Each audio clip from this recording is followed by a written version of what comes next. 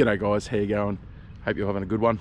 And out here on the Blonde River, out at StGeorge, got lines in, out here trying to catch a fish. See how we go. So touch wood that we get something. Just grabbed out a spinnerbait, give it a bit of a throw around, see how we go. Got some bells there, so I can keep an ear out for these. And hopefully we get something dingling dangling. Nice cold morning this morning. It was at only about 1 degree, so had ice on the windscreen. I have my spinnerbait here and just using the bait caster rig. So this is the same rig that I use for barramundi as well. You'll see that I've got an FG knot down here. I'm running 80-pound leader because if I get a cod on, then I don't want to play with it, but a yellow belly won't mind that either. It's only a small spinnerbait, so it's a good size for yellow belly, probably a bit small for a cod. But what we want to do is just cast it out. Now as we get in there, click it into gear, watch the line so you can see the braid there. The braid just slacked right off and got a loop in it. That means we're on the bottom, and what we want to do is kick it into gear and you'll feel those blades start moving, and then slowly wind it in just along the bottom. Just a slow retrieve. You want to be going around about walking pace. If it's going any faster than you can walk, you're going too fast in fresh water. Into there. Now, the other option we have there is we can cast it out. We can let that sink to the bottom again. That's hit the bottom now. That lure's hit the bottom, so we want to, the other option we can have, we can make it bounce up and down along the bottom. So we can go up and wind it in and let it hit the bottom again. It'll go slack like that, lift it up, and what that does is bounces it along the bottom. That's on the bottom. And your spinnerbait will bounce all the way back. You can do the same thing with soft plastics. And it's a technique used for catching flathead and things like that, but it means you're working a lot more of the water column on the way back. So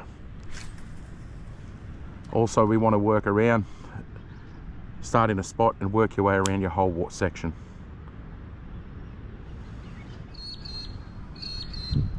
Now the reason we're using FG knot there is because you can use an FG, there's an SG, there's all different ones you can use. I use an FG knot, learn to time. They're great. You can wind them straight on. They wind straight on, goes seamlessly through your runners on your rod. So you can actually cast, wind your leader up onto the rod. Just pulling that lure in, and I had a swirl just there.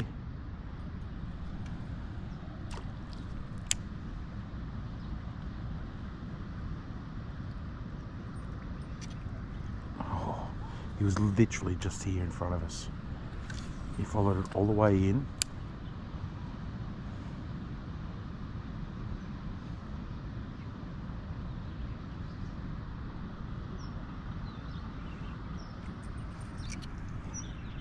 Oh, I think I spooked him.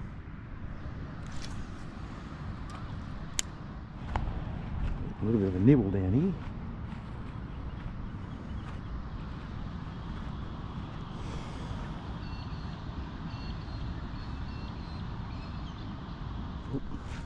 And this has just dropped really slack on us, so we'll just check it real quick.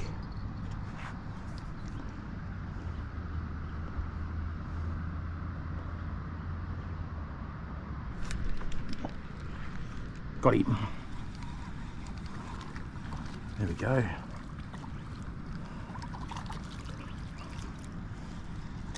And there we go. We've got ourselves a nice little spangled perch. And you look at the top of him, man, check out that. All of his fins at the top have been bitten off by something. Wow. He's had a rough time of it. Something's grabbed him around there. You can see something's grabbed him. So a cod or something's had a go at him. I'd say a big Murray cod has grabbed him and he's got away. So I'm not after spangleds today. You are allowed to keep 20 of these little fellas. There's no legal size on them. And there you go. Put him back in. See you, buddy. But you can see the marks on him where he was bitten by the cod. That's great. That means there's a cod in here somewhere. So I just had a bite on the hand line over there. I've just got it there. So there's a cod here somewhere. Definitely. Here we go.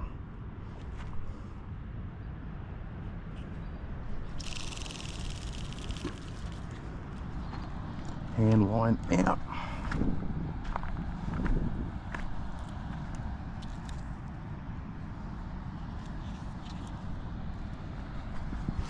Oh man. Oh. There we go. So we're on now. It's only a carp, I think.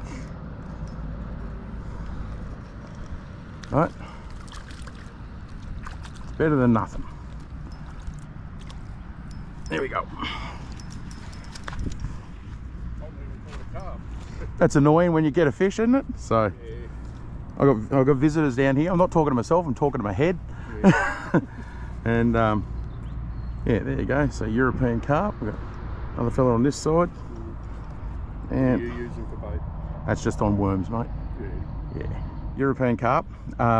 So for anyone down south as well, different rules down south than it is in Queensland. Queensland, it's 100% illegal to throw these guys back. You have to dispose of them either above the high water mark or in provided bins. There's no provided bins down here, so we have to dispose of him. In Queensland, despite what other people say in other states, you're not even allowed to take these guys to eat. You have to dispose of them. All noxious fish in Queensland are illegal to take home and eat. So you can actually take them and clean them and eat them in southern states, but in Queensland, $30,000 fine per person per offence if you get caught doing it. So dispose of them the right way, make sure you do the right thing, and don't be a dill. Go. And we're on again with another European carp. So I just changed out that big one for a little one, and there we go, little tiny carp, and we'll give him the special treatment and get rid of him.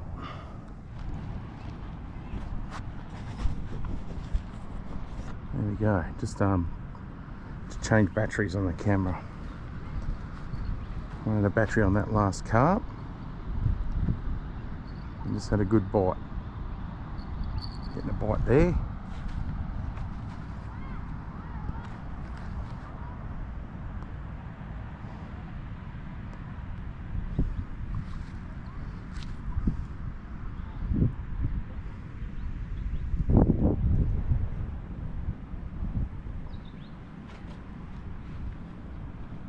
There you go.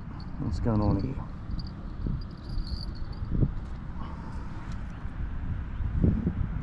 Here we go. Got him.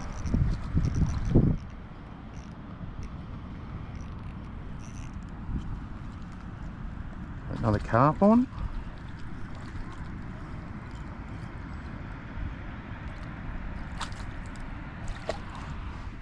There we go.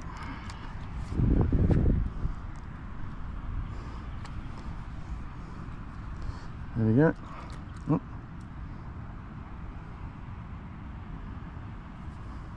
So another European carp out of the water.